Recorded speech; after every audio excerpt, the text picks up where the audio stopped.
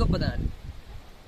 ఎగిరి గంతులు వేయు ఎలలేడి నడుగుమా, ఇంత దూకుడు నీకు ఏలననుచు, కొమ్మ వీణను మీటు ఆ కోయిల నడుగుమా, ఎవరు సంగిరి పాట చిగురుననుచు, అడుగు జాడలు లేని ఆ పక్షి నడుగుమా, ఏ దారిలో నువ్వే పోదువనుచు, శిఖరమ్ము వీడ్కొన్న సెలయేటి నడుగుమా, శిఖరమ్ము వీడ్కొన్న సెలయేటి నడుగుమా, ఇందికేగుట ఏమి అందమనుచు.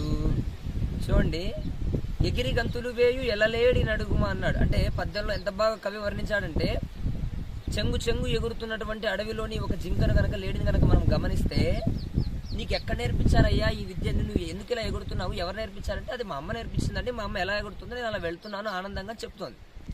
కొమ్మ వీణను మీటు ఆ కోయిల నడుగుమా, ఎవరు సంగిరి పాట చిగురుననుచు అన్నాడు. అంటే వసంతకాలం రాగానే కోయిల తన భాషను మొత్తము తెచ్చుకొని అప్పటికప్పుడు కోయిల కుహు అని కూస్తుంది.